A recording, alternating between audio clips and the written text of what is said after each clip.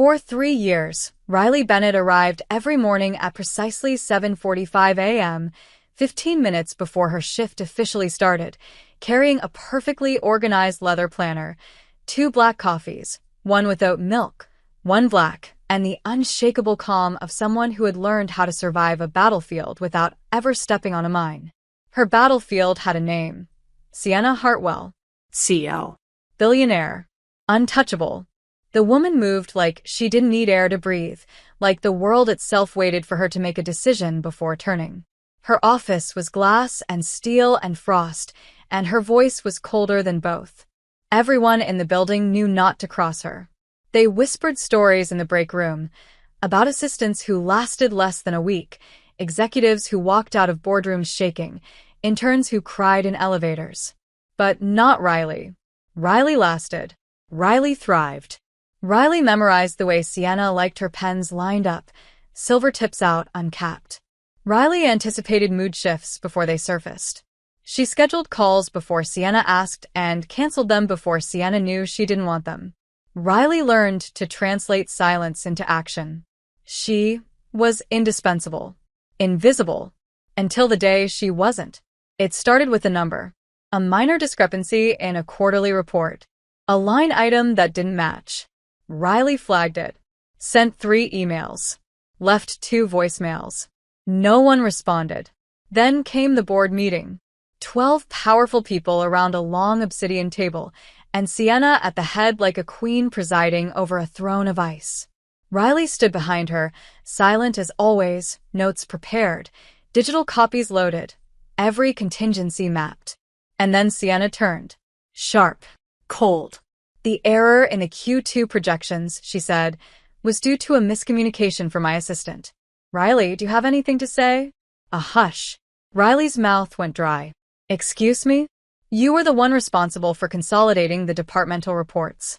That discrepancy originated from your draft. That's not true. Her voice was quiet, firm. Sienna didn't blink. So, you're denying it? I'm saying I raised it. I flagged it in time. I sent multiple emails to your chief analyst. He didn't respond. I forwarded the documentation to your inbox 3 days ago. A pause. A long, uncomfortable one. And then a chuckle. From one of the board members. Looks like someone came prepared. That was when something snapped.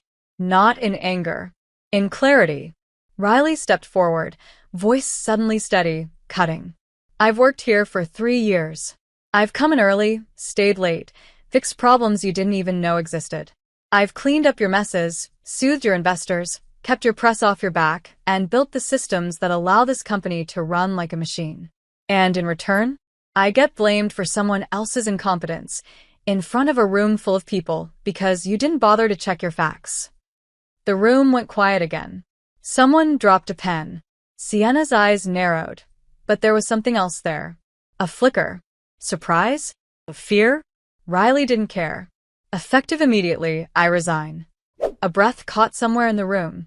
But before I go, let me make one thing clear. This company runs not because you're brilliant, though you are, but because people like me made you look infallible. You don't inspire loyalty. You command fear. And someday, someone with real power will no longer be afraid of you. I hope, for your sake, they're kinder than you've been to every person who's worked themselves into the ground to keep your empire afloat. Then she turned, walked out, just like that. No tears, no regrets. And Sienna Hartwell, untouchable, unshakable, unstoppable, didn't say a single word to stop her. That was the moment Riley stopped being invisible. That was the moment the world noticed. By the time she reached the elevator, someone had posted a video clip. 30 seconds of fire. A secretary snapping. A billionaire boss speechless. It hit 1 million views before dinner. Riley didn't answer any of the media calls. She didn't open her email. She didn't even go home. She checked into a hotel, ordered pasta she couldn't taste, and stared at the city lights like they might offer her an answer. She should have felt terrified. She just walked away from everything. But all she felt was free. Across town, Sienna sat in her office long after dark. The windows reflected the city. The numbers on her screen blurred. For the first time in her career, she couldn't focus. Her staff was quiet. Her phone buzzed. Another executive asking if she was okay. Another message from PR. Another article calling Riley's speech the corporate mic drop of the decade. Sienna closed her laptop. The silence in her office didn't feel calm anymore. It felt empty, echoing. And in the space Riley used to occupy, there was nothing but absence. The chair she never sat in. The mug she never took home. The scent of something clean and soft and stubborn. Sienna poured a drink. Didn't touch it. For the first time in her life, she wondered, what happens when the one person who saw through you walks away? Riley didn't check her phone for 3 days. Not because she wanted to be dramatic, but because the idea of seeing Sienna Hartwell's name flash across her screen made something uncomfortably tight twist in her chest. It wasn't fear. It wasn't regret. It was something colder. Something that tasted like betrayal with a hint of wasted years. So instead, she slept until noon, something she hadn't done in 5 years, and woke up to sunlight rather than fluorescent overhead office lights and Sienna's clipped voice demanding updates. She took long showers, drank mediocre hotel coffee, and wrote down ideas in a notebook she'd been carrying for months, but never had time to open. Business ideas. Organizational strategies. Names for the company she never thought she'd start, but now couldn't stop imagining. Her inbox overflowed. Journalists. Former colleagues. Old professors. People she hadn't heard from in years were suddenly fascinated by her story, by her voice, by the girl who had stood up to one of the most terrifying women in corporate America and walked away with her spine intact. She ignored them all. Her story wasn't theirs. Not yet. Not for free. Across the city, inside a high-rise office that suddenly felt too quiet, Sienna Hartwell was unraveling. Not outwardly. Outwardly, she was perfect. As always. Tailored suits. Flawless presentations. Strategic meetings. But something was off. And everyone could feel it. Emails went unanswered. Meetings ran long. Her tone, once icy and precise, now came in waves. One moment calm, the next snapping like glass.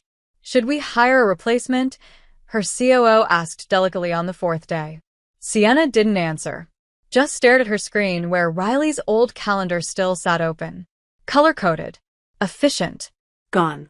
Her replacement would be a disaster. There was no other Riley. No one who could read her mind. No one who would look at her, actually look at her, without fear or flattery. Just that infuriating, infallible calm. That silent resilience. That almost smile Riley wore when Sienna was at her worst. God, how had she never seen it? The office echoed. Every click of heels that wasn't Riley's felt wrong. Every coffee that wasn't made to her preference. Every document with one tiny error. She snapped more. Slept less. The investors noticed. Her board noticed. She pretended not to care. She cared. She cared too much. On day 5, she cracked. She watched the video again. That 30-second clip that had made Riley into a symbol and turned Sienna into the villain. It shouldn't have mattered. Public perception was nothing. Power was everything. But something in the way Riley had looked at her, devastated, furious, heartbroken, stuck in her lungs like glass. She hadn't just lost an assistant. She'd lost something she hadn't even realized she had. That night, alone in her penthouse, drink untouched, Sienna drafted a message. Then deleted it. Wrote another. Deleted that one too. What did you say to someone after what she'd done? How did you ask for forgiveness when you'd spent your whole life never needing it? She stared at the screen for a long time. Then, finally, typed 2 words. I'm sorry. And sent it. Just that. A white flag. A whisper. No demands. No explanations. She waited. 1 hour. 2. The reply came just after midnight. Too little too late. That should have been the end. Sienna almost let it be. But then she did something even she couldn't believe. She cleared her schedule for the first time in a decade. She went downstairs. She got in her car.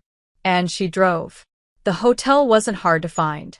Privacy was a fantasy when you were famous. The front desk didn't stop her. Of course not. Money was still power. But when she knocked on the door to room 1208, her heart pounded like it never had in boardrooms or negotiations or press conferences. Riley opened the door. In sweatpants. Barefaced. Hair pulled up in a messy twist. More beautiful than Sienna remembered. More dangerous, too. What are you doing here? Riley asked, no warmth in her voice. I didn't know what else to do. Try not showing up uninvited. I needed to see you. Why? To ask me to come back? To apologize in person so your conscience is clean? To say I was wrong. That made Riley pause. Sienna stepped closer. Not enough to touch. Just enough to be real. I was wrong, Riley. About the projections. About the meeting. About you. I was cruel. Yes. Dismissive. Yes. Arrogant. Always. That pulled the faintest flicker of a smile from Riley, but it didn't reach her eyes. You don't get to do this, she said quietly. You don't get to break me and then decide when we're okay. I don't want us to be okay. I want us to be real. I want to know you. Outside of my office. Outside of my ego. Riley studied her. And if I say no, I'll respect it. That'd be a first. I'm trying, Riley. Try harder. Then she closed the door. Not slamming. Not cruel. Just final. Sienna stood there for a moment. Then turned and walked away. The silence was heavier this time. But her heart felt lighter. Because for once, she'd told the truth. And maybe, just maybe, it wasn't the end after all. The name came to her in a dream. Or maybe it came sometime between the second glass of wine and the first time in years that Riley Bennett let herself believe she could be the one in charge. Not a shadow behind a desk. Not a ghost behind a CEO. But the one people called. The one people trusted. The one people feared disappointing. Bennett and Hart. No, not that Hart. Not Sienna. Hart as in heart. As in everything Riley had always put into her work and never gotten back. The logo was sleek. Simple. Clean. The website went live after 48 hours of barely sleeping and too much caffeine. It was quiet at first. Then it wasn't. Because corporate America was a small world. And word got around. About the woman who had walked away from Sienna Hartwell. About the genius-level organizer behind one of the biggest companies in the country. About the assistant who'd actually been the architect. Riley's inbox filled again. This time, not with press. With clients. CEOs. Founders. Venture capitalists. I saw what you did, one said. Can you help us do the same? And so it began. Within 2 weeks, Riley had 5 clients, a growing team of freelancers, and her own office space being renovated downtown. She worked late, but it was different now. She chose it. She controlled it.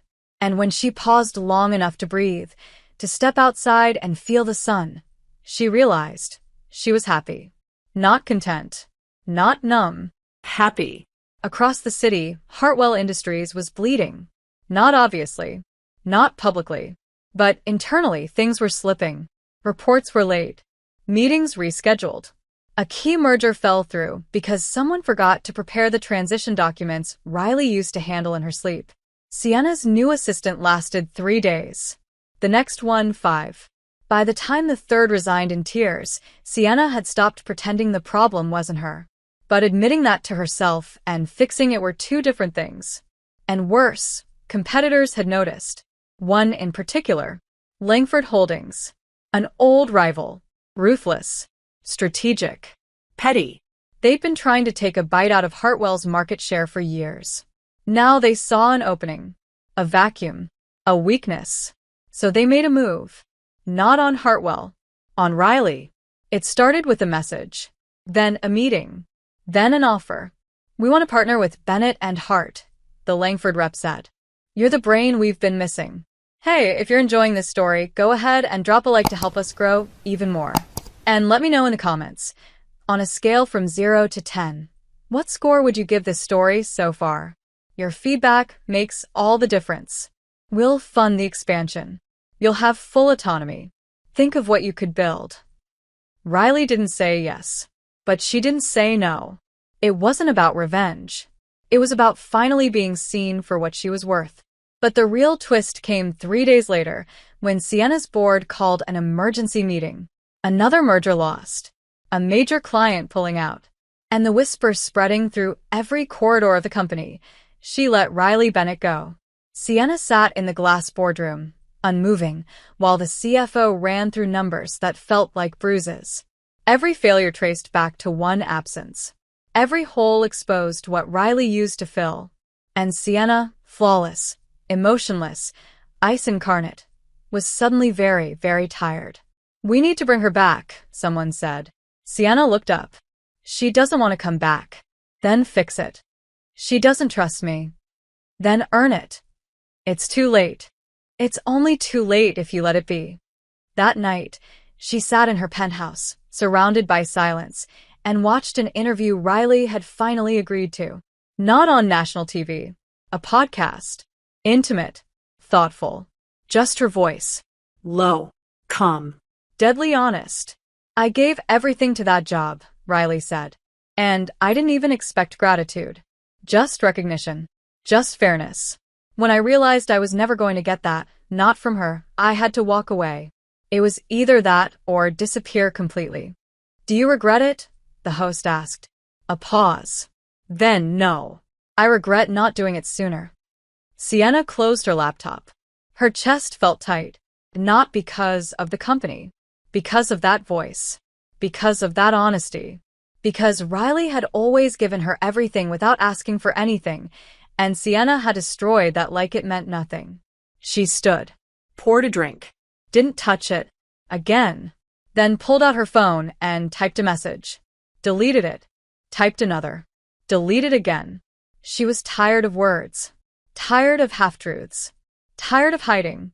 So she made a call instead. Direct. Risky. Unfiltered. And when Riley answered, her voice calm but distant, Sienna simply said, "I don't want to talk about business. I don't want to fix the company. I just want to see you." Silence. Then, "Why?" Sienna swallowed. "Because I miss you. Because I need you to know I see you now. Really see you. And I'm sorry I didn't before." Another pause. Longer this time. Then Riley exhaled slowly. "You can meet me tomorrow. 7 a.m. at the cafe on 10th. No boardroom. No suits. Just show up." Sienna closed her eyes. "I will. Don't be late." The call ended. Sienna stood in the dark, phone still in hand, knowing that for the first time in years, maybe ever, she was about to fight for something that couldn't be bought. The cafe on 10th was small, tucked between a bookstore and a florist that always opened too early for anyone but the desperate or the brokenhearted. It had warm light, creaky wooden floors, and a smell of cinnamon that clung to the air like memory. At 6:57 a.m., Sienna Hartwell walked through its door. No assistant. No blazer. No heels that clicked like a countdown. She wore black jeans, a soft gray sweater, and an expression so tightly controlled it barely hid the tension rippling underneath. She looked like someone trying to look casual and failing. She ordered a coffee. No oat milk. Just black. She didn't touch it. The waitress gave her a second glance, the kind reserved for people who radiated pressure, and then left her alone.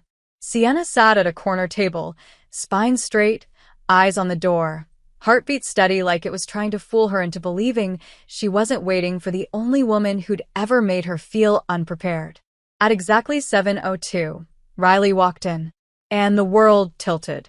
She was wearing dark slacks, a navy blouse, no makeup except maybe a trace of color on her lips. Her hair was down. Soft. Effortless. And her presence, God, it filled the room like gravity. Sienna stood before she could stop herself. Riley didn't smile, didn't scowl, just nodded once and took the seat across from her like it was an interview, and Sienna had better come prepared. For a moment, neither spoke. The air between them was thick, not hostile, just loaded. Finally, Riley broke the silence. "You're late." Sienna blinked. "I'm 3 minutes early. I meant 2 years late." The line landed like a slap. Sienna absorbed it. "You're right. Don't agree so easily." It's not a game. It never was. It always was to you. Sienna looked down at her coffee, still untouched. I deserved that. You deserve worse. But I don't have the energy to hate you, Sienna. Her name, in Riley's voice, was both a knife and a wound. I didn't come here for drama. I came because you asked. So talk. Sienna studied her. You're different. I'm not. I just stopped shrinking to fit into spaces that weren't built for me. You were never small. No. But you treated me like I was. Like I was lucky to breathe the same air. I was wrong. And now I know that losing you was the moment I lost control. Of the company. Of myself. Of everything. Riley crossed her arms. I'm not your fix. I'm not your compass. You were my anchor. And you cut me loose. Sienna leaned forward. I didn't come here to ask you back. I came here to ask if we could start over. Riley laughed. Quiet. Sharp. You don't start over with someone you broke. You start over with someone new. I don't want someone new. Why? Because I'm successful now. Because I'm finally visible to you. Because I see you now. Not just your skills. You. Your voice. Your fire. Your silence. The way you made things better by never asking for credit. The way you watched me destroy people with words and still offered kindness when I didn't deserve it. Riley looked away. Her jaw clenched. You don't get to name those things now. Not when you ignored them for 3 years. I'm not asking for your forgiveness. Then what are you asking for? A chance to be something different with you. Not your boss. Not your fixer. Just someone who cares. You didn't care before. I did. I just didn't know how to show it. You're a grown woman, Sienna. That's not an excuse. No. But it's the truth. The silence stretched. Long, painful. Then Riley stood. This is not a movie. You don't get to flip a switch and become someone new because you feel something now. People like me, we live in the consequences. You just delegate them. Then let me stay in the consequences. Riley paused. What does that mean? It means I'm not asking for your love. I'm asking for a seat at the table. In your life. As a friend. A supporter. As whatever you'll allow. And I'll stay there until you tell me to leave. Riley looked at her. Really looked. And for a second, the fire in her eyes dimmed. You're persistent. You taught me that. I never taught you anything. Then I learned it by watching you survive me. Another silence. This one, gentler. Riley exhaled. I have a meeting in 10 minutes. I know. You check my schedule? I still follow you on LinkedIn. That earned a real smile. Small. Brief. Gone in a second. Don't contact me again, Riley said, but her voice had softened. If I want to talk, I'll find you. Okay. And don't show up at my office. I won't. Good. She walked away. Just like that. Sienna didn't follow. Just sat there. Still. Watching the door close behind the woman who no longer fit into her world and had no interest in being part of it again. But for the first time, Sienna didn't feel defeated. She felt something closer to hope. Because Riley had stayed. For a coffee. For 10 minutes. And that was more time than Sienna had ever given anyone. Maybe that meant something. Maybe not. But she would wait. As long as it took. The contract came wrapped in silk and silence, a multi-million-dollar deal from a firm so polished, so high-tier, Riley had to read the proposal 3 times before she believed it was real. Oren Strategic. A juggernaut. Their name had clout. Their CEO, Naomi Oren, had once been called a colder Sienna Hartwell, but with better shoes. The irony wasn't lost on Riley. The offer was flattering. Oversized. Everything Bennett and Hart needed to break into the next echelon of clients. And Naomi herself?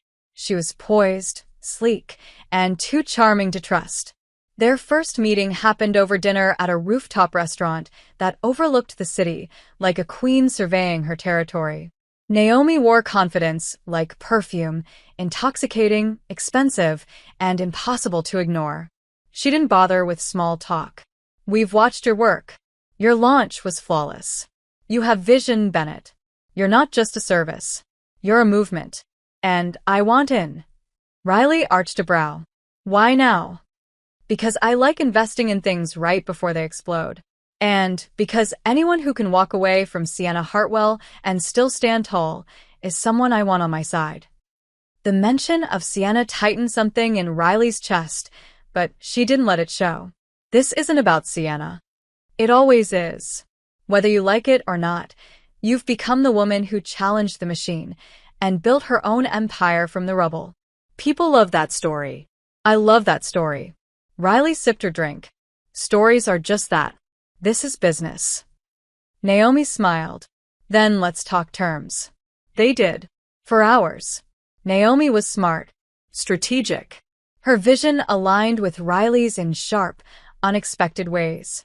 And when Riley left that rooftop, contract draft in hand, she couldn't deny it. This could be the game changer. Back in her office, her team was buzzing. The Oren deal would triple their exposure, cement their status, make them untouchable. Everyone was thrilled. Everyone except Riley. Because deep down, under the rush of success, something felt off. Naomi didn't just want a partnership. She wanted an ally in a war Riley hadn't agreed to fight. That night, Riley sat at her desk, staring at the contract. Her phone buzzed. A message from Naomi. Looking forward to making history together. Dinner again next week. And then another almost as an afterthought. By the way, I hear Sienna's board is panicking. I wonder what they'd do if they thought you were working with me. There it was. The angle. The leverage. Naomi didn't want Riley. She wanted what Riley represented. A dagger aimed at Sienna Hartwell's legacy. Riley locked her phone and closed her laptop. This deal could build her. Or it could reduce her to someone else's weapon. The next morning, she met with her legal advisor, reviewed every clause, every detail. Everything was perfect on paper. But contracts weren't made of paper. They were made of power. And this one felt like a leash. Meanwhile, at Hartwell Industries, Sienna was unraveling in silence. Publicly, she was fine. Privately, she knew the storm was coming. Rumors were flying. That Riley had partnered with Naomi. That Riley was being used to destabilize the company from the outside. That the very person Sienna had pushed away was now holding the blade that could gut her from a distance. Her CFO brought it up in a meeting. If this deal goes through, we lose 3 regional accounts. They're already leaning toward Oren. Sienna said nothing. You have to talk to her. She doesn't want to talk to me. Then find another way. Or this company won't survive another quarter. That night, Sienna didn't drink. She didn't run. She wrote a letter. By hand. 1 page. No branding. Just ink on paper. She didn't try to defend herself. She didn't beg. She simply said, if you sign that contract, I'll understand. You owe me nothing. But if you still believe in the version of yourself that once saved me from myself, don't let anyone use you to finish what I started to ruin. She had it delivered by hand. No assistant. No courier. Just one of her oldest guards. A man who knew Riley's name. Knew what she meant. Riley received it the next morning. She read it once. Twice. And then again. It wasn't an apology. It was something stranger. Something raw. Something honest. She didn't respond. But she didn't sign the contract either. At least, not yet. Days passed. Naomi grew pushy. Is it Sienna? Is that why you're hesitating? Riley didn't answer. She didn't owe her that. But she owed herself a decision that wouldn't make her hate her reflection. Late one night, alone in her apartment, Riley looked at the unsigned contract on her table, at the chaos it could unleash, and made a choice. She wouldn't be anyone's revenge. Not Naomi's. Not her own. The next morning, she walked into her office, called her team, and said, we're declining the Oren contract. Gasps. Confusion. Questions. She answered none of them. Only said, we don't grow by stepping on the ruins of others. We grow by building something no one's ever seen before. Meanwhile, in a corner office with too much glass and not enough light, Sienna got a message. From a junior executive. 2 words, she declined. Sienna closed her eyes and exhaled. For the first time in weeks, she let herself feel something that wasn't guilt or fear. It was small, but it was hope. The message came on a Thursday morning, just as Riley was finishing a call with one of her new international clients.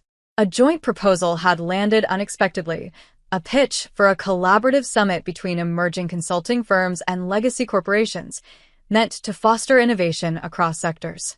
The organizers were clear. They wanted Bennett and Hart. And they also wanted Hartwell Industries. Riley's first instinct was to say no. But the offer came with backing from 3 major investors, a press package already in motion, and a guest list filled with names too powerful to ignore. She didn't want the headline. Ex-assistant and ex-employer face off on the same stage. She didn't want proximity. She didn't want temptation. But she wanted respect.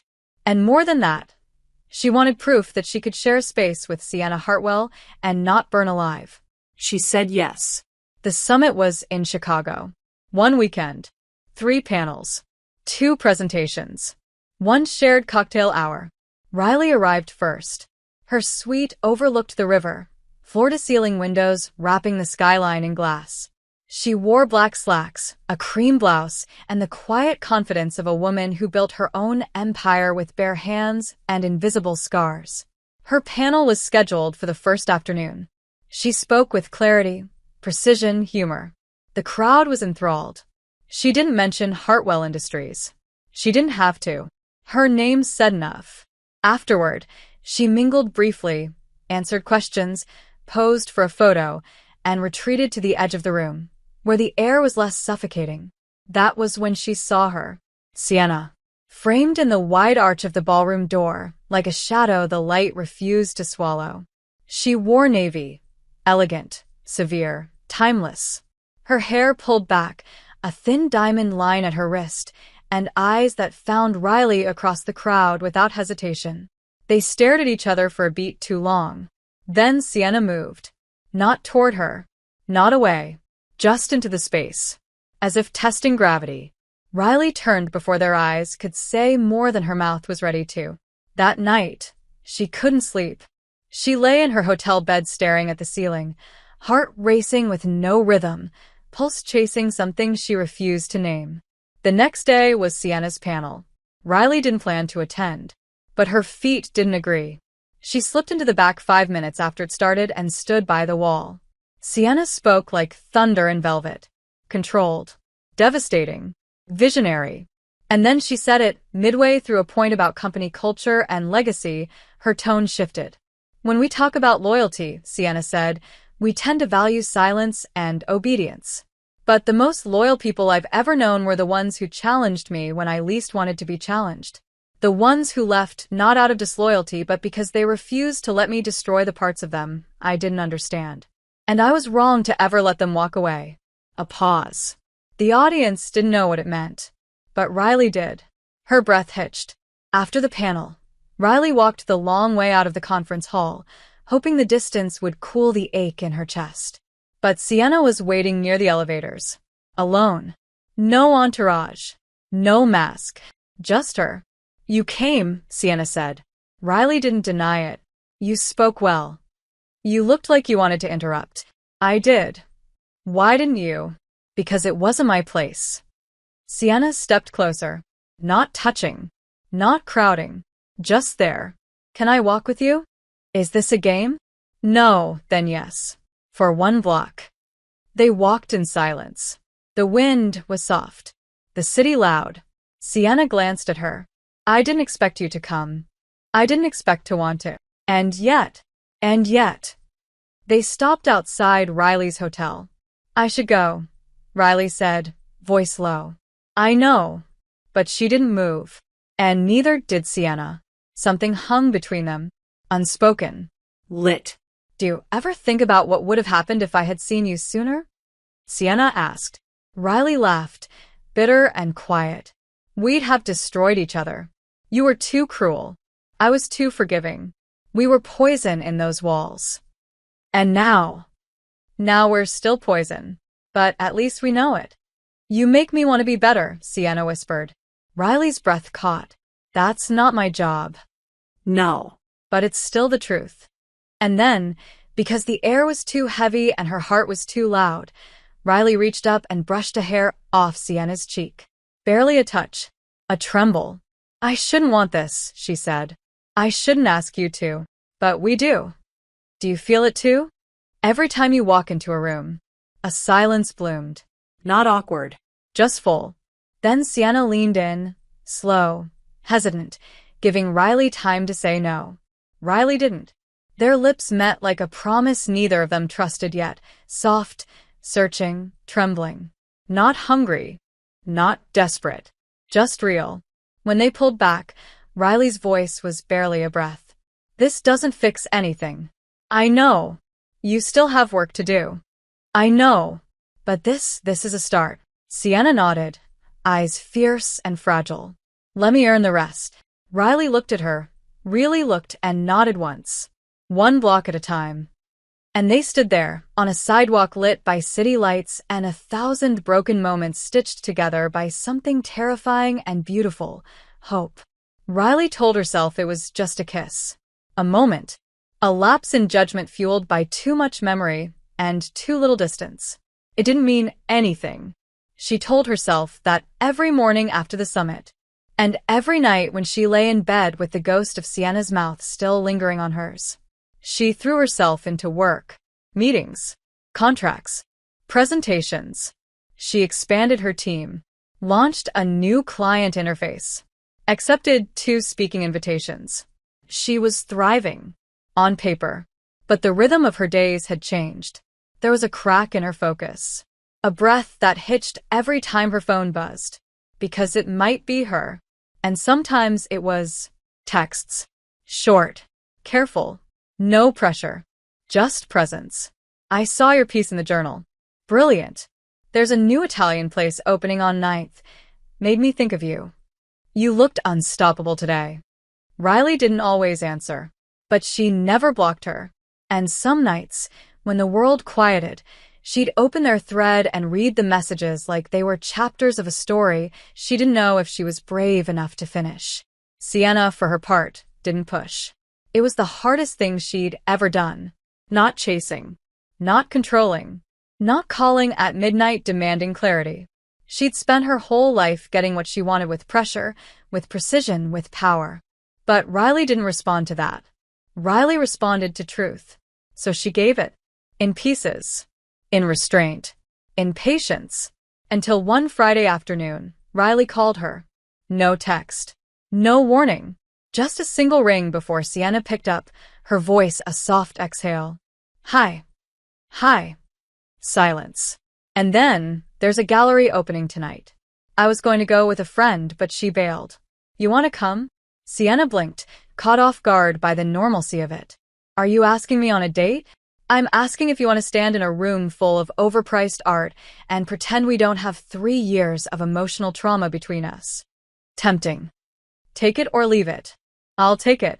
The gallery was downtown. Modern. Minimalist. Stark walls and dramatic lighting and champagne that tasted like ambition. Riley wore a deep green dress that made Sienna forget her own name.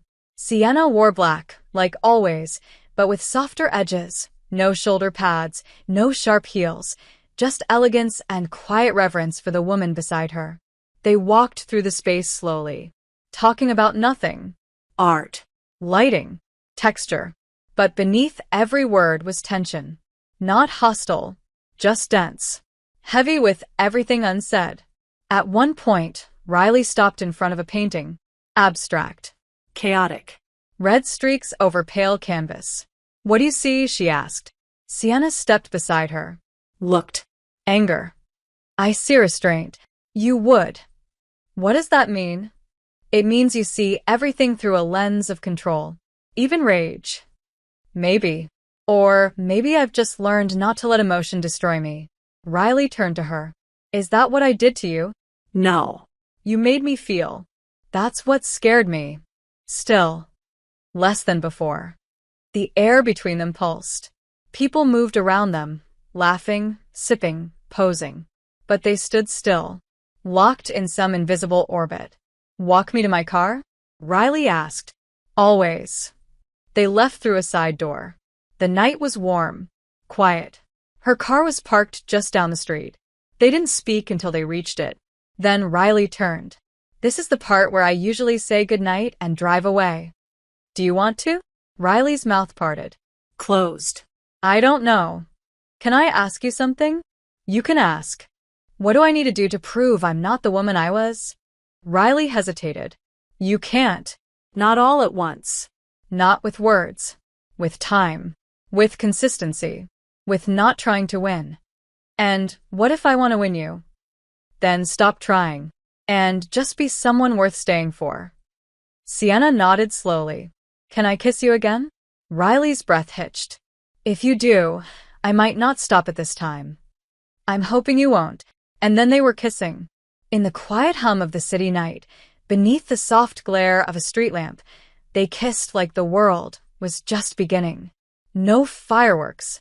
No witnesses. Just mouths remembering. Hands relearning. Bodies leaning in instead of away. Riley broke it first, barely pulling back, her forehead resting against Sienna's. We're not fixed. No, this could fall apart. It probably will. But for tonight, I'm yours, Sienna whispered. Riley nodded. Mine.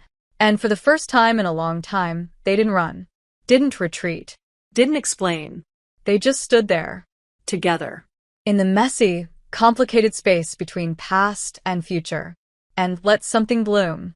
The weekend after the kiss was quiet. Not silent. Not cold. Just calm in a way Riley wasn't used to. There were no grand gestures. No floods of messages. Just two women walking along the edge of something real, neither of them sure whether to dive or wait for the other to jump first. On Sunday, Sienna sent her a single text. Thinking of you. No pressure. Just that.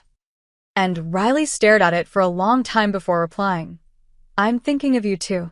It wasn't a declaration, but it was something. And in a world where control had always been Sienna's shield, something was revolutionary. Monday hit hard. Riley had back-to-back meetings, 2 pitches to finalize, and a team member who needed firm but kind redirection after messing up a client presentation. She handled it all with the kind of efficiency that had made her invaluable at Hartwell Industries. But now, she was doing it for herself. On her own terms. And still, Sienna lingered in her mind like a heartbeat she couldn't ignore. It was only when she sat down with her operations director that she heard the news. Hartwell Industries is all over the wires, Marla said, scrolling through her tablet. Something about a whistleblower. Internal data breach. It's bad. Riley's spine stiffened. How bad? Leaked client files. A few NDAs. The board hasn't commented, but people are speculating. Investors are already reacting. Riley nodded, trying to focus. But all she could hear was that voice in her head, low, calm, brilliant even when cold. Sienna. She grabbed her phone. Hesitated. She didn't want to overstep. But she couldn't ignore it. Finally, she sent a message. Heard about the breach. If you need anything, advice, structure support, whatever, I'm here. 10 minutes later, the reply came. I could use you, but not professionally. Just, can I see you tonight? Riley stared at the screen, then typed. 8 p.m. My place. Bring dinner. I'm not cooking. Noted. That night, Sienna arrived in jeans and a soft sweater, holding a brown paper bag that smelled like overpriced Thai food and emotional damage. Her hair was down. No makeup. She looked exhausted. And beautiful. And real. Riley let her in without a word. They sat on the couch, eating straight from the containers, not bothering with plates. How bad is it? Riley asked. Sienna didn't lie. Worse than it looks. Someone inside leaked confidential contracts. 3 major partners are considering pulling out. And the board is waiting for me to clean it up with minimal PR fallout. Can you trace it? I already did. It was Philip, my interim CTO. The one you flagged months ago. Riley blinked. You didn't fire him? You said to. I didn't listen. And now? He's gone. But the damage is done. Silence. Then Riley looked at her. Why didn't you listen to me? Sienna set her food down. Because back then, I thought being right was more important than being smart. And I didn't trust that you were both. And now I know you always were. Riley exhaled slowly. What are you going to do? Fight. Alone? Sienna met her eyes. Unless you'll stand beside me. Riley shook her head, not in rejection, just disbelief. You still don't get it. I'm not your shield, Sienna. I'm not your quiet fixer behind the curtain. I'm not going to disappear again so your empire looks perfect. I don't want you to disappear. Then stop trying to frame this as me saving you. I don't need saving. Then why are you here? Because I didn't know who else to turn to. Because I trust you. Because when things fall apart, you're the only person who ever made me feel like I could survive it. The air between them thickened. Tension, anger, Desire. old wounds and new wants colliding. You hurt me, Riley said, voice low. You made me doubt myself. You made me small in a world I helped you build. Sienna's voice cracked. I know. You took credit for my ideas. You used my silence as a weapon. I know. And still, I'm here. Why do you think that is? Because you still feel it. Even now. Feel what? Us. Riley didn't move. Didn't speak. Just let the words settle. Then, quietly. And if I do, then let me try. Let me show you what it's like to be chosen, not used. Let me love you the way I should have from the start. Riley's breath hitched. Love. I don't know what else to call it. This is a terrible time. It's the only time I've ever been honest. And just like that, the walls cracked. Not crumbled, but cracked wide enough for light to slip through. Riley leaned forward, her forehead resting against Sienna's. I'm scared of you. I'm scared of me too. We're not ready. Maybe not. But I want to try. And in the quiet of a small apartment filled with half-eaten noodles and unfinished conversations, they kissed again. Slower this time. Deeper. A confession. A question. A promise made in the language of mouths and hands and hearts too tired to pretend anymore. They didn't sleep together that night. They lay curled on the couch, tangled under a blanket, just holding each other. And for the first time, it didn't feel like the aftermath of something dangerous. It felt like the beginning of something worth surviving. It started with a single file. Sienna forwarded it to Riley with no subject line and only one sentence in the body. Can you take a look? Riley opened it after 2 hours, more out of curiosity than obligation. A mess. A disaster of misaligned strategies and poorly tracked revenue streams. She replied with a full analysis before midnight. Bullet points. Color-coded breakdowns. A solution. 2 hours later, Sienna responded. That's better than what my entire executive team gave me in 3 days. Riley didn't reply. She didn't need to. The next day, 3 more files arrived. Then a call. Then an invitation to sit in on a confidential meeting as an outside consultant. Riley agreed, but under conditions. She wouldn't answer to the board. She wouldn't sign a long-term contract. She would have full autonomy to say no, to walk away at any time. Sienna agreed to everything without blinking. And just like that, they were back in each other's orbit. But this time it was different. Riley walked into the Hartwell Industries headquarters not as an assistant, not as someone invisible. She walked in as a force. Independent. Self-owned. And everyone noticed. Especially Sienna. Their first strategy session was tense. Not because of conflict, but because of what wasn't being said. Riley spread her notes across the table, her voice calm and sharp. If you want to repair investor trust, you need to show stability. That means trimming dead weight, reorganizing your executive tiers, naming someone publicly to oversee compliance. You. Me? You built this. You own the fall and the fix. Sienna didn't flinch. What else? Stop hiding. Release a statement. Not sanitized. Human. That's not my brand. Your brand is falling apart. Time to evolve. Sienna smiled, slow and dangerous. You always did tell me the truth, no matter how much it stung. And you always hated me for it. I hated how much I needed you. Silence. Hot. Close. Unresolved. Let's stick to the agenda, Riley said, flipping the page. But her voice had softened. That night, Sienna sent another text. Just 2 words. Thank you. Riley didn't answer. She was already thinking about the next day, about working together again, about what it meant to sit at the same table without flinching. Over the next 2 weeks, they fell into a rhythm that was dangerously familiar and entirely new. Riley came to the office 3 times a week, always as a consultant, always in control. She carried herself differently now, shoulders back, chin high, eyes level with everyone.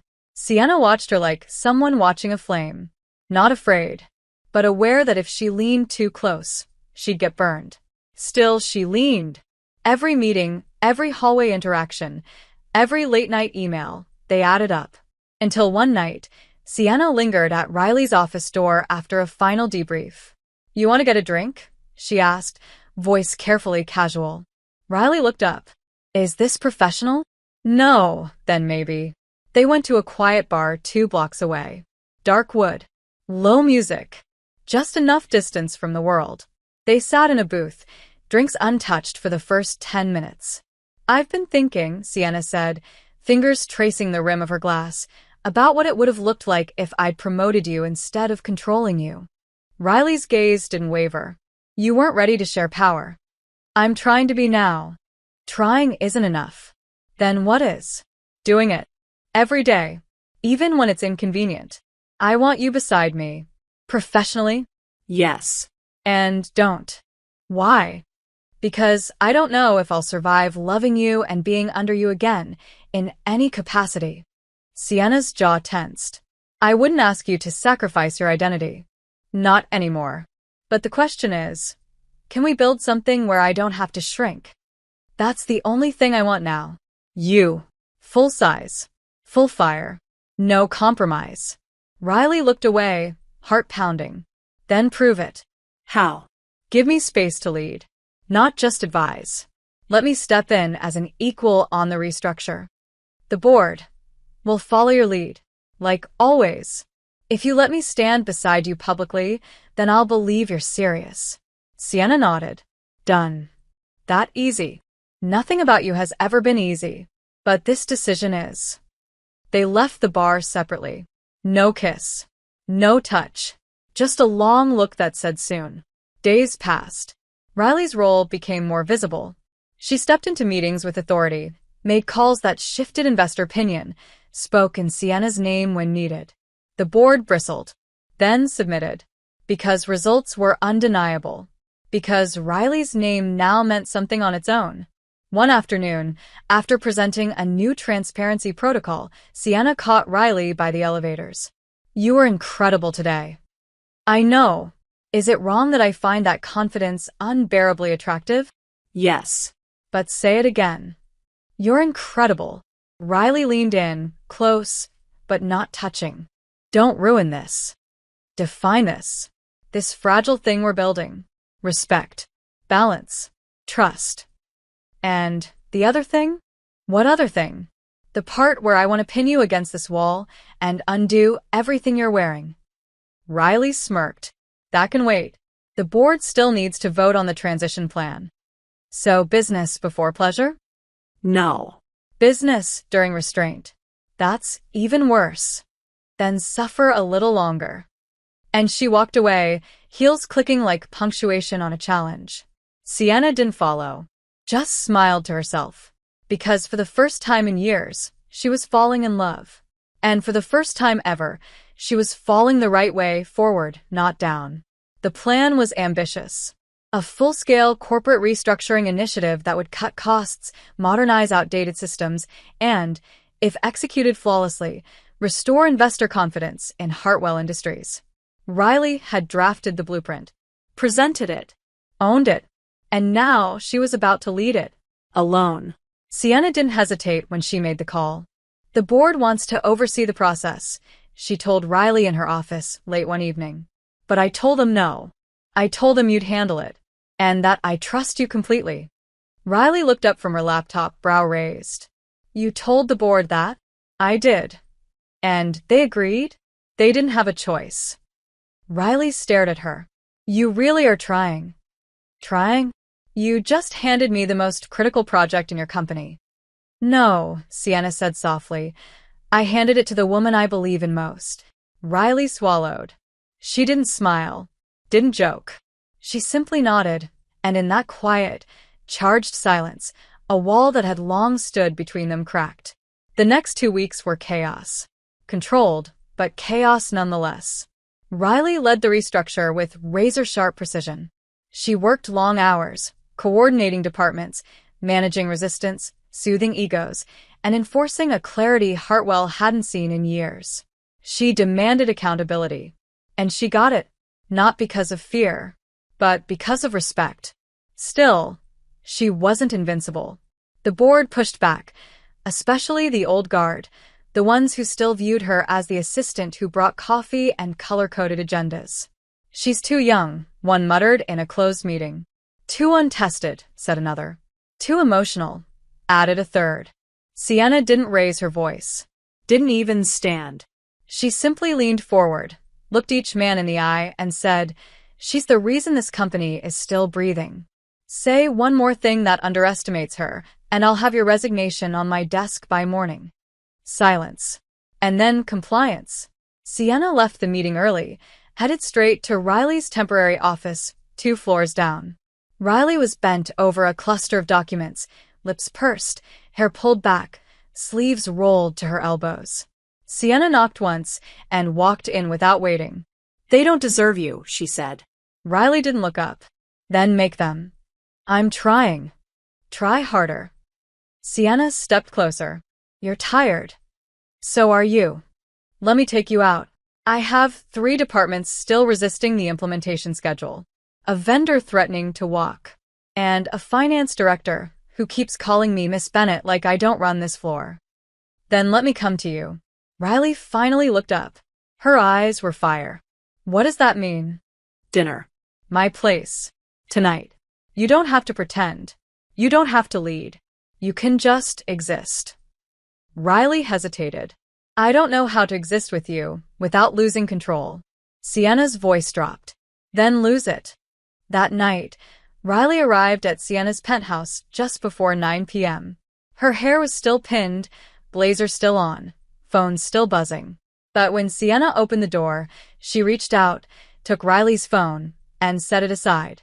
Just tonight, she said. Be mine. Not my consultant. Not my savior. Just mine. Riley stepped inside. The apartment smelled like wine and rosemary.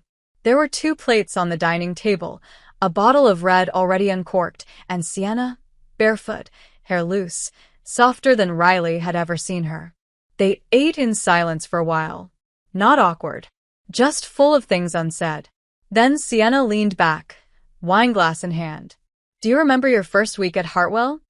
Riley smirked. You fired someone in front of me for misspelling reconciliation in a slide deck. He'd done it 3 times. I thought you were a monster. And now I know you're just terrified of being seen. Sienna's jaw clenched. I spent my entire life becoming the kind of woman no one could destroy. And then you walked in and did it without even trying. Riley stood, walked around the table. Sienna looked up, breath catching as Riley stepped between her knees. I didn't destroy you, she whispered. I made you feel something. I still do. Then show me. Sienna stood, slowly, eyes never leaving Riley's. Are you sure? I'm tired of pretending I don't want you. Even after everything I did? Especially after watching you try to be better. And then they kissed. No more restraint. No more distance. This was not the soft kiss of a question. This was the kiss of an answer. Riley pulled Sienna's sweater off. Sienna unbuttoned Riley's shirt with shaking fingers. They moved through the apartment like it was familiar, even though they'd never touched like this before. On the couch. Against the wall. Finally, the bedroom. Clothes scattered. Breaths gasping. Hands learning. Bodies aligning like they'd done this in 100 lives before. It wasn't just sex. It was a reckoning. A reclamation. A burning down. And a building up. Afterward, they lay tangled in the sheets, sweat cooling, hearts still racing. Sienna pressed a kiss to Riley's shoulder. Stay. Riley hesitated. This doesn't mean I'm yours. No. But it means I have a chance to be. Riley turned to face her. If you hurt me again, there won't be a third chance. I know. And this time, I won't love you quietly. Then I'll listen louder. And in the darkness, wrapped around each other, they let themselves hope. Not for a perfect ending, but for a future neither of them had dared to imagine. The week following their night together passed like a breath held too long. Sienna and Riley didn't talk about it, not directly. They were professionals. They had a job to do. The restructure was entering its final phase, and Riley was overseeing implementation across 6 departments with military precision. Every system touched bore her fingerprints. Every executive report echoed her methodology. She was everywhere. And still, every time Sienna entered a room, her eyes sought Riley's. And Riley's found hers. They moved around each other like magnets, no longer resisting. The world noticed. Whispers started. In the hallways. In boardrooms. Riley heard them. Sienna ignored them. Because what they were building, whatever name it carried, felt real. It felt earned. And neither of them wanted to give it up. But Hartwell Industries wasn't just a company. It was a battlefield. And not everyone wanted Sienna, or Riley, to win. It began with an anonymous email, forwarded to the entire board, titled only, Hartwell's Hidden History. Attached was a zip file, containing internal memos, personal emails, and, most damningly, a confidential agreement from 7 years ago, one that implicated Sienna in a quiet acquisition of a failing rival company led by a former mentor, executed without full board approval. Technically legal, ethically gray, and very, very scandalous. Riley was in a meeting with mid-level managers when Marla, her operations lead, burst in. "We've got a problem," she whispered. "Big one." Riley read the file on Marla's tablet, then read it again. Her blood went cold. She knew about the acquisition. She had seen glimpses of it in old archives during her years at Hartwell. But this was weaponized. And someone wanted Sienna destroyed. By 3 p.m., the media had picked it up. By 4 p.m., the board had called an emergency session. By 5 p.m., Sienna was alone in her office, staring at the skyline with a glass of bourbon untouched in her hand. Riley entered without knocking. "You knew this would come out someday." Sienna didn't turn. "I thought I had more time." "You always do. Until you don't." Sienna finally looked at her. "Are you here to walk away?" "No, to save me? Not this time." "Then why?" "Because this is what love looks like when it's real. I'm here to face it with you." Sienna's jaw trembled. "Just slightly. I made a mistake. You made a choice. And now you deal with the consequences." "They want my resignation." "Then don't give it to them. They'll vote. I'll lose. Then fight." "I've fought my whole life." "Then fight smarter." Silence stretched, thick with the weight of the moment. Riley stepped closer. "You've changed. But this company still thinks you're the woman who buried her enemies. They're waiting to be proven right." Don't give them that. "And if I lose you in the process?" Riley's voice was steady. "You won't. But you might lose me if you run." And that was the line Sienna couldn't cross. At the emergency board meeting, she walked in with her head held high. The room buzzed with tension. Some members looked triumphant. Others anxious. No one spoke until she did. "The documents leaked today are real," she said. "I made a call that was legally sound but lacked transparency. I won't defend it. But I will remind you what came of it. A 10% increase in company equity. A rescue of over 100 jobs. And the foundation for the division we're now depending on to stay solvent. If my mistake requires punishment, so be it. But I will not be sacrificed for the sake of someone else's ambition. Vote if you must. But know this, I am not the same woman I was 7 years ago. And I will not apologize for growing." Murmurs. One voice spoke, Gregory Lang, the board's eldest member. And if we ask for your resignation? Sienna didn't flinch. You'll have it, but I'll walk out with my head high. And so will every investor who still believes in results over revenge. The vote came, and it was close. 5-4. Sienna stayed. Barely.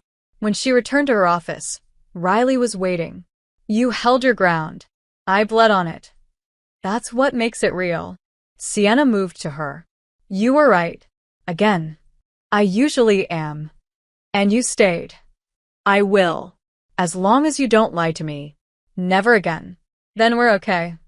But the storm wasn't over. The leak had done damage. Stock prices dipped. Analysts buzzed. Clients asked questions. And through it all, Sienna and Riley worked side by side, not as boss and assistant, not even as lovers, as partners, equals. And every night, when the offices emptied and the noise died down, Sienna would find Riley. In the break room, in the elevator, in the silence of her office, and touch her hand. Just once. A silent question. And every night, Riley let her. A silent answer.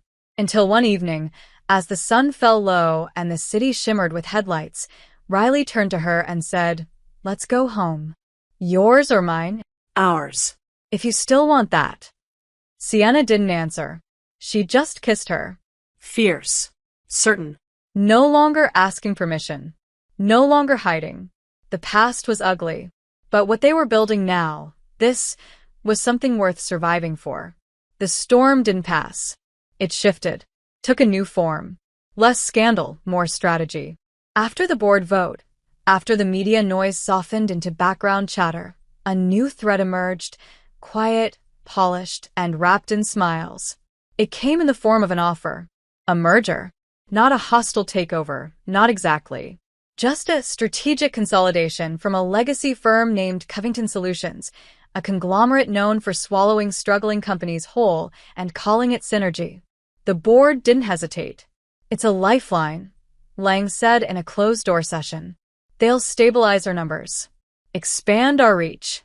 The market will react favorably. Riley, seated beside Sienna, didn't blink. And in exchange? Lang cleared his throat. They want a controlling interest. 2/3 of our board. Approval power on all C-level appointments. So, they want the company. They want to save it. By gutting everything that made it Hartwell in the first place? By making sure it survives. Riley turned to Sienna. You can't agree to this. Sienna's jaw was tight. Her fingers steepled in front of her lips. I need time to consider. Time? Riley's voice was low, calm. Dangerous. This isn't a discussion. It's surrender.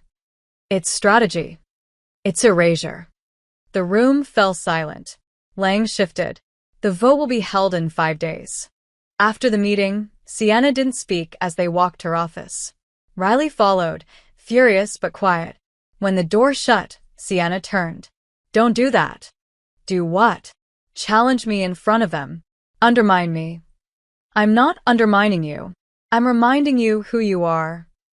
Who I am is someone responsible for 500 employees. For their salaries, their families, their futures. And who I see is a woman who rebuilt her power from ashes, who learned how to lead without cruelty, who's still afraid to stand alone when it counts. That cut deep. Sienna looked away. You think I'm weak? No. I think you're scared. And I think you're allowed to be. But I also think you don't get to hide behind strategy when your soul is on the line. This isn't about my soul. It's always been about your soul. Silence fell again. But it wasn't angry anymore. It was intimate. Sienna sat on the edge of her desk. What would you do? Reject the offer. Call in favors. Pivot hard. Get creative. And if we fail? Then we fail on your terms, not theirs. Sienna looked at her. I need you to say it. Say what? That you believe in me. Riley stepped forward, took her hand. I believe in you more than anyone ever has. But you have to believe in yourself loud enough to drown out their fear. Sienna's eyes burned. She leaned forward, kissed Riley's knuckles. Stay with me? Always. The next few days were war. Riley and Sienna locked themselves in strategy sessions, building a counteroffer, drafting a public statement, lining up alternate investors who still had faith in the Hartwell name. And through it all, something changed between them. Their love stopped being a secret. It happened in whispers and glances, in the way Sienna touched Riley's back as they passed in the hallway, in the way Riley handed her coffee with 2 creams, no sugar, without being asked. The office noticed. The world noticed. A reporter slipped the headline into a business blog on Thursday afternoon. Rumored romance in the C-suite? Hartwell CEO and ex-assistant turned consultant may be more than just strategic partners. Riley read it at her desk, blinked once, then walked straight into Sienna's office. "Well," she said. "That didn't take long." Sienna turned her screen to show the same article. "Do we deny it?" "No. Do we confirm it?" Riley shrugged. "We keep building something real. Let them talk." "They will." "Then let them be right." Sienna stood, walked over, touched Riley's cheek. "You terrify me." "Likewise. But I'd rather fall with you than rise alone." That night, they went home together. No hiding. No hesitation. Sienna cooked. Riley teased her about it. They made love slow, hands memorizing what hearts already knew. The next morning, they presented their counterproposal to the board. A leaner path. A new investor ready to infuse capital. A plan that required risk, but promised integrity.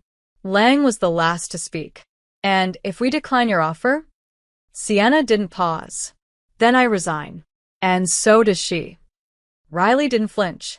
Neither did the board. The vote was 6-3. The Hartwell name stayed in Sienna's hands. After the meeting in the elevator, Sienna looked at Riley. "You just bet your whole career on me." "I bet on us."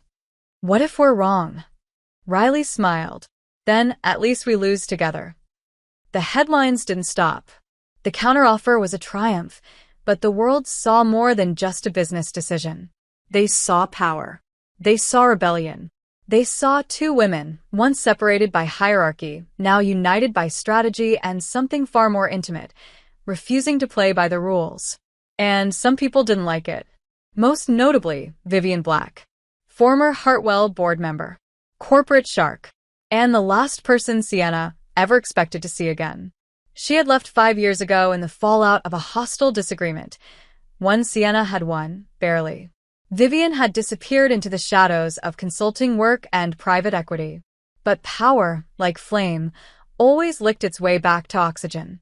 And Vivian had returned. She showed up unannounced to a fundraising gala for urban innovation.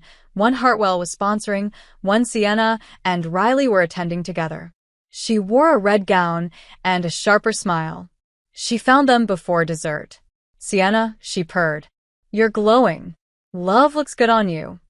Riley straightened, but didn't speak. Sienna smiled, thin and cold. "Vivian, I didn't know rats were allowed back inside." "Oh, darling." "Don't flatter yourself. I'm not here for you. I'm here for your crown." Riley spoke then. "You'll have to pry it from her cold, living hands." Vivian laughed. "You must be the infamous Riley. I've heard so much. Fierce, loyal, brilliant, but also reckless." Her eyes gleamed. "It's a shame, really. Someone like you, tied to someone like her. You could have been a legend on your own." Riley didn't rise to it. "Funny. That's exactly what I am." Vivian leaned closer, voice dropping. "Enjoy the spotlight while it lasts. This empire of hers, it was always built on sand." She walked away like she owned the night. Sienna turned to Riley. "She's bluffing." "Maybe. But I've worked in your archives. She's not the only one who knows where your ghosts are buried." Then we start digging first. Over the next week, Riley doubled down on transparency. She launched a voluntary audit of Hartwell's last decade of financial decisions, created a digital archive of press releases, and implemented a whistleblower policy Sienna had always resisted, until now. Meanwhile, whispers spread. A suspicious leak. A stalled client contract. A canceled partnership. Riley was called into meetings alone. "What's your influence over the CEO?" one investor asked. Are your decisions based on logic or intimacy? Said another. Riley didn't blink. Would you be asking me that if I were a man? Silence. Uneasy. But she didn't back down.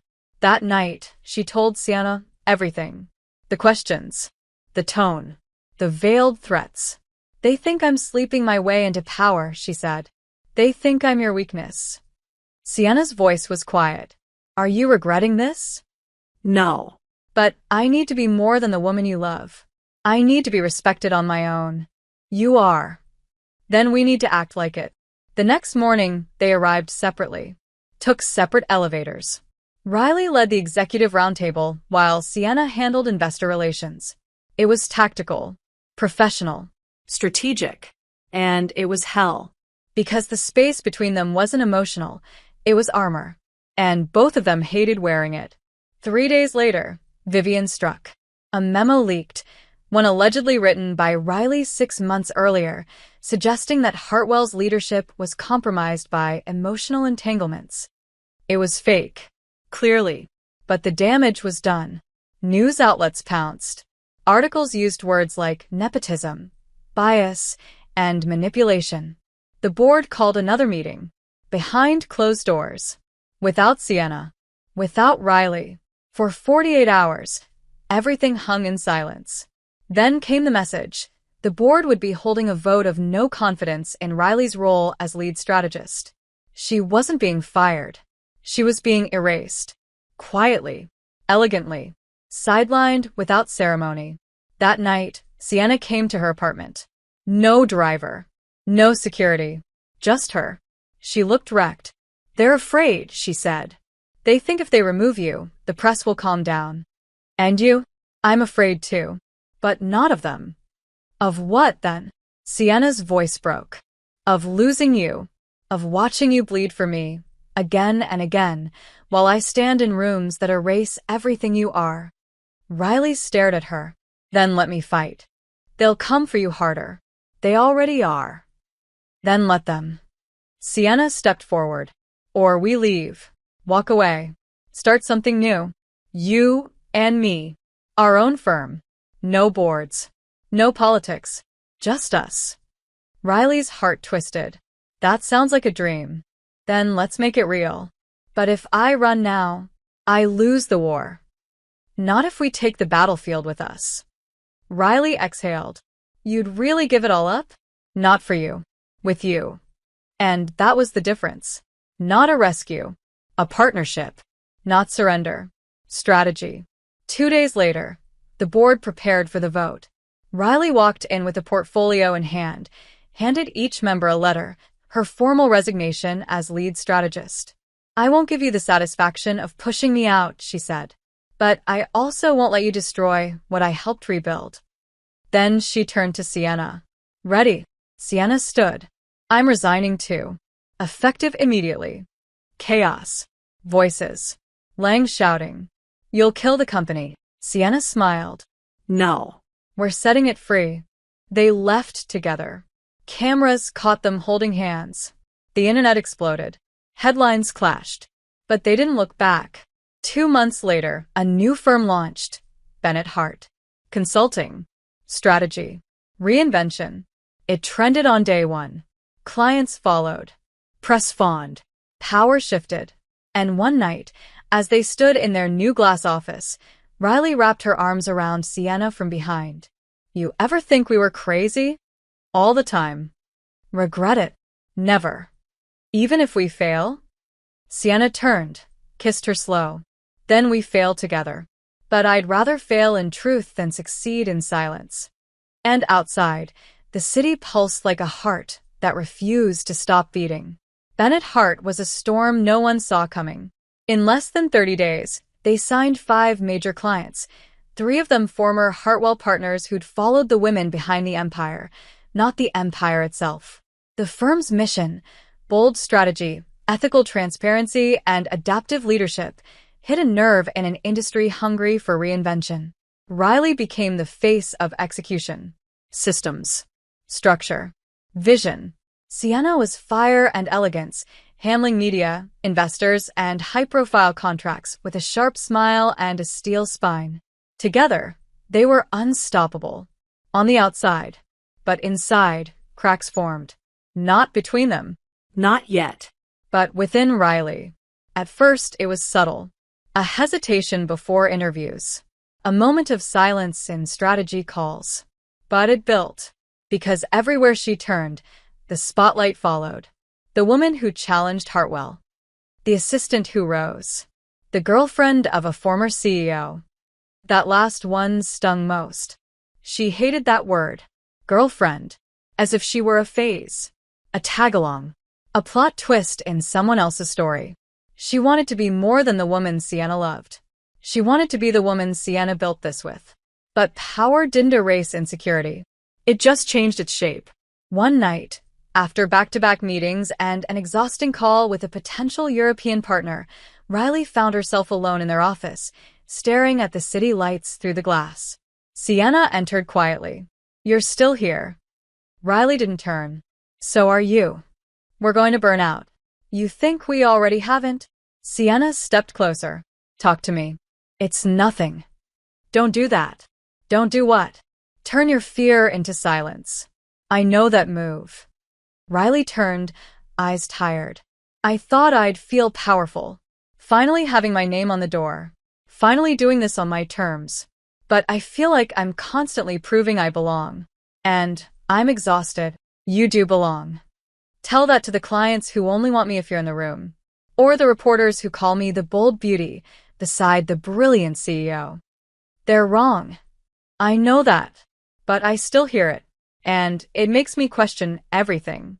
Especially when I look at you and wonder how the hell someone like you wants someone like me." Sienna didn't flinch. She walked forward. Took Riley's face in her hands. "Someone like you? I feel like a fraud." "Riley, I feel like one day you'll wake up and remember I was supposed to be your assistant, not your equal. Stop. That maybe this was all momentum. That you were just chasing guilt. Or adrenaline. Or maybe," Sienna kissed her. Hard. Quiet. Not passion. Not seduction. Just grounding. When she pulled back, she whispered, "I wake up every day and wonder if I deserve you. And that's how I know I do." Riley blinked, tears at the edge of her lashes. "I hate feeling small again." "Then stop shrinking. You don't need my shadow. You build your own light. And what if that light burns too hot?" Sienna smiled, soft. "Then we burn together." The next morning, Sienna did something she'd never done before. She stepped back. Publicly. She canceled 3 appearances. Declined a magazine cover. In her place, Riley went. Alone. She sat on panels. Gave interviews. Took meetings. Not as a co-founder's girlfriend, but as the leader she had always been. And people listened. Really listened. Because now, there was no one standing in front of her brilliance. There was only her. At the same time, Sienna focused inward. She began mentoring a group of young female executives. Quietly. Consistently. She started using her influence not to command but to elevate. Together, they redefined what it meant to lead, to love, and to survive. But it wasn't easy. One night, weeks later, Riley came home to find Sienna on the balcony of their loft, barefoot, wine in hand, hair undone. She looked out at the city, like she was holding a secret. "What is it?" Riley asked. "I was offered a board seat," Sienna said. "Covington." Riley's breath hitched. "The same company that tried to take Hartwell from you?" "Apparently, they think I'm useful now." "Are you going to take it?" "I don't know." Riley walked to her. "Does it make you feel powerful?" "It makes me feel tempted." "Then we talk about it." "Not as CEO and strategist. As us."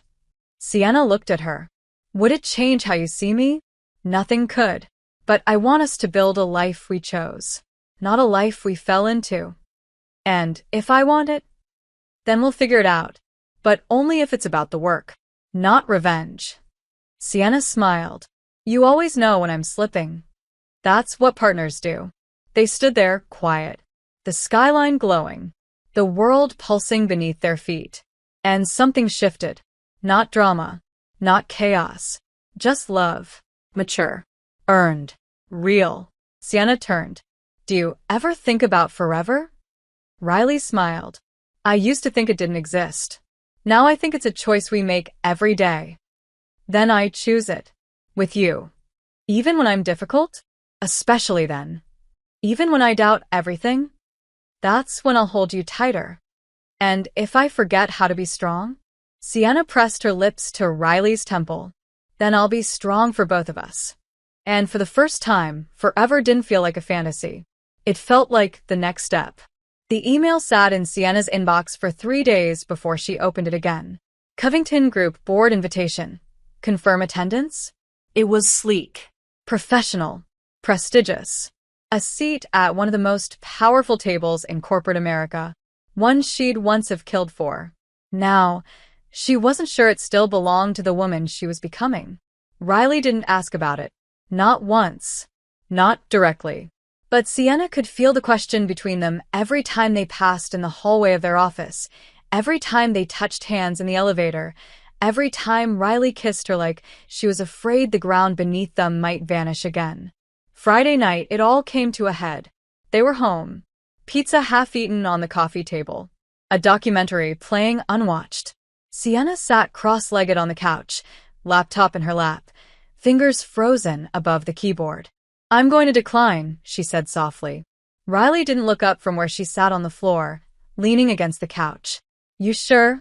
No, then don't do it for me. I'm not. Then why? Sienna closed the laptop and placed it aside. Because I know who I am without them. For the first time in my life. I used to think power was about being feared. About being the last one standing. But it's not. It's about building something that outlives you. And I want to build that with you. Riley turned slowly. Her eyes searched Sienna's.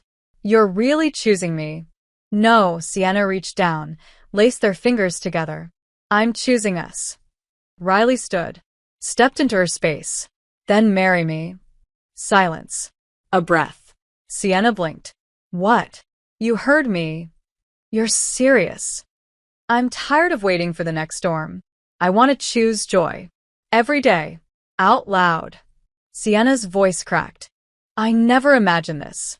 A future where I get to be loved and still be myself. Then let's stop imagining and start living it. Tears spilled silently down Sienna's cheeks as she nodded. Yes. Yes, I'll marry you. They didn't plan a wedding right away. They were too busy building.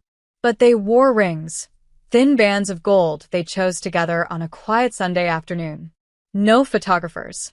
No press releases. Just them in a small shop downtown trying to pick something that felt like home. Bennett Hart thrived. They signed international clients. Created a mentorship network for women in leadership. Reinvested profits into community programs that rewrote what corporate responsibility could look like. And still, the world questioned them. They got called radical. Disruptive. Emotional. They embraced every word. Because the empire they were building wasn't for approval, it was for legacy. One morning, nearly a year after their first kiss, they found themselves in Paris for a global summit. The night before Sienna was set to speak on a panel about ethical innovation, they walked along the Seine, coats wrapped tight, fingers intertwined. Do you ever miss it? Riley asked. Hartwell, the old version of you. No, Sienna said. I miss the illusion sometimes. The ease of being feared instead of vulnerable. But this life, this love, it's harder. And better. Riley stopped walking. Pulled Sienna close. I love you. Sienna smiled. I never get tired of hearing that. Then I'll keep saying it. Every day. They kissed beneath the glow of city lights, in a city that didn't know their story, but somehow understood its ending. A week later, they married in Italy. Quietly. On a hill surrounded by cypress trees and the smell of sun-warmed olives. No press. No investors. Just 10 people who loved them and a promise whispered like prayer. I see you. I choose you. I will never shrink you to feel strong. They danced barefoot in the grass. Ate cake with their fingers. fell asleep tangled in sheets and laughter. And somewhere, deep in the part of them that had once believed love had to be earned through pain, they made peace with the truth. Real love is not found in grand gestures or perfect timing. It's found in the quiet choice to keep showing up, even when it's hard. Especially when it's hard. Sienna Hartwell didn't lose her empire. She transformed it. And Riley Bennett didn't remain someone's assistant. She became the architect of her own legacy and the woman who rewrote the ending for both of them. Together, they didn't just survive. They soared. If you enjoyed this content and want to support the channel in a special way, try clicking the thanks button below. It's the one with the heart and $sign icon. With super thanks, you can make a direct contribution to the channel, which helps me keep creating awesome videos for you.